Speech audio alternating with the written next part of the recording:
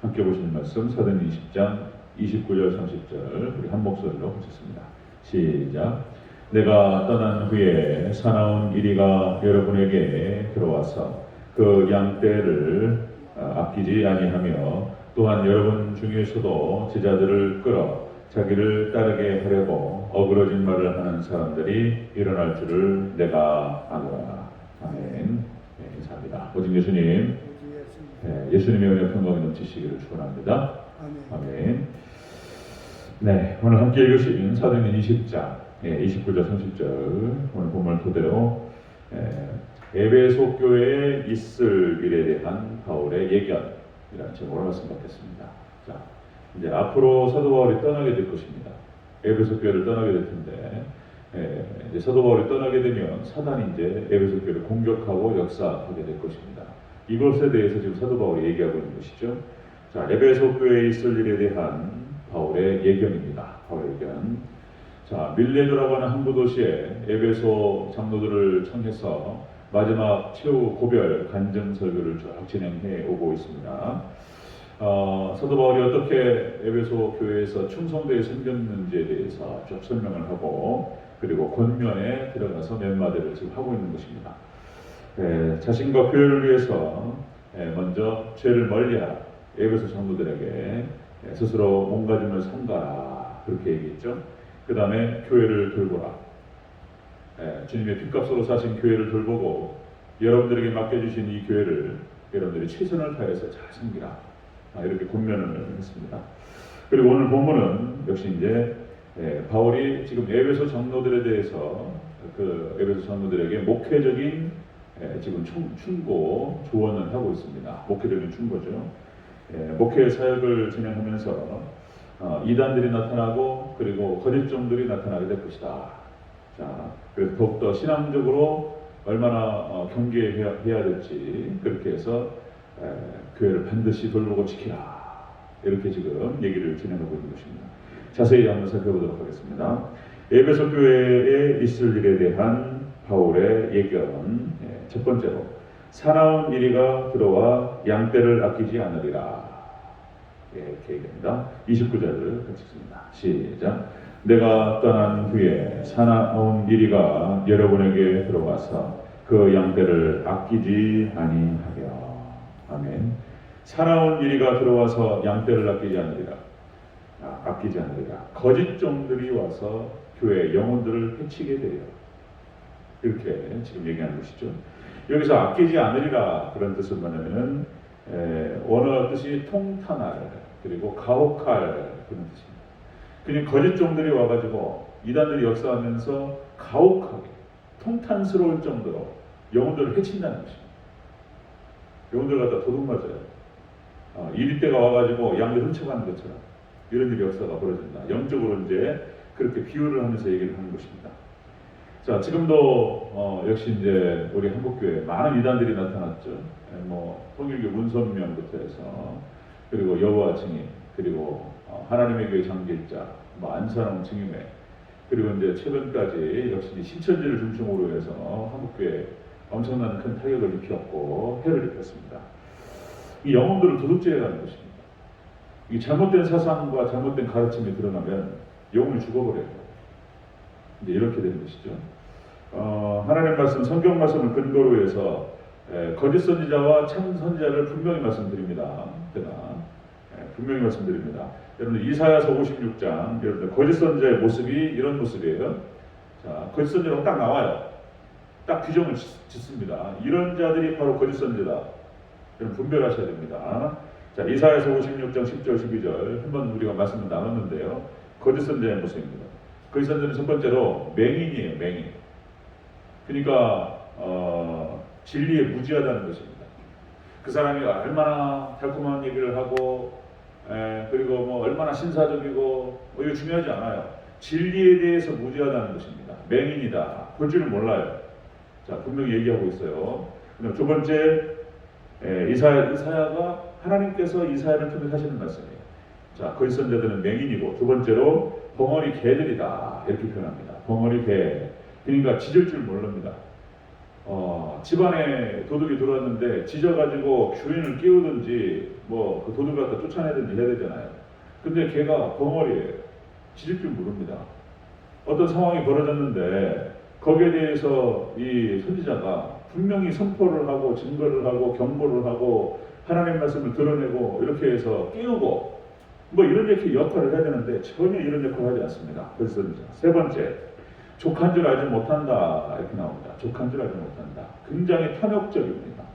그러니까 이제 거짓 선지자 모습이 딱 세 가지로 나타나요. 그래서 이제 당시 구약의 이스라엘에서 멸망할 때 거짓 선지자들이 판을 쳤습니다. 자, 이렇게 딱 세 가지로 나타납니다. 그 다음에 참 선지자는 요한복음 10장 1절부터 10절까지 예수님께서 딱 말씀하세요. 참 선지자가 누구냐? 자, 여기서 이제 양의 문이라고 하는 비유를 통해서 예수님 말씀하십니다. 그러니까 양들을 갖다가 이렇게 이제 목자가 쳐요. 목자가 이제 쭉 몰고 이제 저녁에 잠을 자기 전에 양들을 싹 모아가지고 둘레를 쳐가지고 문이 있고 양들이 왔다 갔다 하는 문이 있죠. 그리고 양들이 이제 벗어나지 못하도록 딱 둘레를 갖다가 애들로 친 다음에 이제 목자가 지킵니다. 그러면 자 거짓 선지자들은 그러니까 이 도둑은요 문으로 들어가지 않냐고 담 넘어 들어갑니다. 그러니까 거짓 선지자와 참 선지자 차이가 뭐냐? 자, 참 선지자는 문으로 들어가요. 예수님께서 무슨 말씀하시냐면 내가 양의 문이라 이렇게 말씀하세요. 그러니까 예수님을 통해서 들어가고 예수님을 통해 나옵니다. 참 선지자 목자, 참 목자의 모습이죠. 두 번째, 양들을 생명을 얻게 합니다. 양들을 돌봐요. 그래서 생명을 주고 그들의 생명을 돌보는 그 참 선지자의 모습을 볼 수 있습니다. 그 다음에 세 번째가 뭐냐면은 양들을 위해 목숨을 바친다 이렇게 나옵니다. 그래서 참 선지자는 양들을 위해서 목숨을 버립니다. 자, 이것이 예수님께서 베드로에게 말씀하셨던 그런 말씀이었고, 그리고 예수님의 12제자와 사도들이 이 길을 갔습니다. 몸 대신 교회를 위해서 맡겨주신 영혼들을 위해서 목숨을 바쳤던 것이죠. 자, 그런데 거짓 선지자는 완전히 다릅니다. 그렇게 해서 천사처럼 양의 모습을 띠고 있지만은 일이라는 거예요. 일의 모습을 가지고 있습니다. 자, 에베소 교회에 있을 일에 대한 바울의 얘기는 거짓 종들이 영혼을 해하는 일이 벌어질 것이다. 자, 두 번째 얘기입니다. 두 번째, 에베소 교회에 있을 일에 대한 바울의 얘기는 두 번째, 어그러진 말을 하는 사람들이 일어날 것이다. 어그러진 말 30절을 같이 읽겠습니다. 시작. 또한 여러분 중에서도 제자들을 끌어 자기를 따르게 하려고 어그러진 말을 하는 사람들이 일어날 줄을 내가 아노라. 아멘. 어그러진 말을 하는 사람들이 일어날 것이다. 이 어그러진 말이라고 하는 것은 비진리를 말하는 것입니다. 비진리를 통해 가지고 이게 이제 어그러져 버렸어요. 어그러졌다라고 하는 뜻이 뭐냐면은 오용하다 이런 뜻이에요. 원어 뜻이 괴팍하다는 뜻도 있어요. 그러니까 괴팍하고 오용되어 있어요. 그래서 이런 이상한 괴팍한 말을 하고 오용된 말, 비틀어진 말들을 통해 가지고 비진리를 통해서 이거를 갖다가 성도들을 해야 한다는 것입니다. 자, 그렇게 얘기를 하죠. 안타까운 얘기예요. 이제 이 이야기 안에는 안타까운 이야기도 있는 거예요. 뭐냐면은 또 뭐 제 얘기를 좀 하면 그렇습니다. 그러니까 이제 목표신앙으로 제가 쭉 성장하고 유초등부, 중고등부 쭉 지내면서 잠깐의 청년부 시절을 잠깐 보낸 적이 있었어요. 이제 군대도 가야 되고 이제 막 이런 상황인데 그때 부목사님으로 오셨던 분이 계셨는데 제가 순복음교 출신이라 여러 번 말씀드렸습니다. 제가 순복음교 출신이고 장로교 신학을 했어요. 그래서 두 군데를 다 알아요. 두 군데 분위기를 알고 그 신학을 알고 목회 분위기를 다 알아요. 자, 그래서 부목사님 오셔가지고 참 성실하게 열정적으로 하셨어요. 그래서 청년들이 많이 따랐고 그리고 많이 좋아했습니다. 근데 이제 부목사님이 이제 개척을 했단 말이에요. 전주에서 개척을 하셨는데 제가 이제 군대 제대하고 이제 교회 좀 시끄럽고 어려운 문제들이 있었습니다. 그래서 이제 부목사님 도와드리려고 이제 교회를 갔었죠. 그래서 한 학교 돌아가기 전에 1년 정도 교회를 섬기고 정말 기도 열심히 하시는 분이에요. 하루에 5시간, 6시간씩 기도하시고. 그런데 문제가 뭐냐면 우리 부목사님이 그러니까 이제 순복음교회가 순복음 신학이 그렇습니다. 순복음 신학이 짧아요. 이런 표현이 참. 그래서 이제 저를 코치해 주셨던 우리 분양 집사님께서 이제 그러니까 장로교 신학을 해라. 저한테 그렇게 말씀해 주셨어요. 장로교 신학. 그분이 장로교 출신이었던 거예요. 장로교 교회를 잘 다니다가 이사를 왔는데 누님이 순복음교회를 다니니까 이게 이제 순복교회 가시다고 나오셨던 거예요. 그리고는 이제 학생부를 맡아가지고 잘 섬겨주셨는데 너는 장로교 신앙을 해라. 저한테 그런 말씀. 저는 이유를 모르죠. 뭐가 뭔지를. 그리고는 이제 제가 이제 합동측 신학교로 들어가서 제가 합동측 신학을 한 거예요. 제가 이제 신학을 하고 제가 딱 해보니까 이유를 알겠어요. 여러분들 한국 속담에 반을 허리매어 못 쓴다는 표현 있죠. 그러니까 여러분들 과정을 건너뛰면 안 돼요. 과정을 건너뛰면 절대 안 됩니다. 그러니까 뭐든지 다 마찬가지죠. 그러니까 우리 부목사님이 신학의 연륜이 짧다 보니까 그 신학적으로 잘 준비가 안 되고 성경과 말씀의 준비가 잘 안 된 상태에서 개척을 해가지고 개척을 하시는데 진행하시는데 그러니까 기도를 막 하시니까 기도 많이 하니까 은사가 나타나. 은사가요. 실질적으로 신유의 은사가 나타나서 몇 사람을 고치기도 하셨어요. 그러니까 몇 사람이 병이 나으니까 막 사람들이 몰렸습니다. 개척한 지 한 2, 3년 만에 막 100명 가까이 막 모이더란 말이죠. 그런데 문제는 뭐냐면 매일같이 쏟아지는 예배의 분량이 소화해내야 되잖아요. 매일같이 새벽 예배 드려야 되지, 수요예배 드려야지, 금요예배 드려야 되지, 수요일날 오전 예배 드려야 되지, 오후 예배 드려야 되지, 한 10개씩 막 넣게 들어오니까 이게 이제 설교가 이제 감당이 안 되는 것입니다. 그리고 성도들은 그렇게 이제 말씀이 충족이 안 되니까 한 사람, 두 사람씩 빠져나가고 결국엔 8년 만에 문을 닫았습니다. 제가 그런 모습을 옆에서 지켜보면서 충격을 받았어요. 야, 도대체 5시간, 6시간을 기도를 하고 저렇게 몸부림을 치는 대로 교회가 안 될 수 있냐? 대체 어떻게, 뭐가 문제냐? 제가 신학과정에서 계속 퀘스천이었어요. 물음표고 이게 대체 어떻게 해야 되느냐? 나는 목회를 어떻게 할 것인가? 그런 고민을 하면서 이제 문제의 진단들을 찾고 그리고 이제 이게 말씀이 설교가 준비 안 되냐 안 되는 건가? 이제 이러면서 제가 이제 시골행을 택했던 거죠. 그리고 몸부림치면서 이제 지성이면 감천이라고 하나님께서 은혜를 주신 게 있습니다. 이제 설교의 세계가 어떤 것이고 말씀의 세계가 어떤 것인지 12년 동안 시골교회에서 몸부림치면서 하나님께 보여주시고 열어주신 세계가 있어요. 이런 거구나. 이제 어느덧 제가 이제 막 50이 돼버린 거죠. 그때 그 부목사님 그때 제 나이가 24살 이럴 때 5살 옆에서 가까이 여러 가지 경우들을 받고 고민했고 많이 보고 들었습니다. 야, 이러기 참 어렵다. 이런 것들. 그분들은 잘하고 싶었어요. 근데 이게 안 되는 거예요. 준비가 안 되니까 안 되는 것 같습니다. 네. 자, 에베소 교회에 있을 일에 대한 바울의 예견에 이런 얘기가 나옵니다. 그래서 거짓 종들이 영혼들을 해치게 될 것이다. 그 다음에 비진리를 전하는 자들이 나타나게 될 것이다.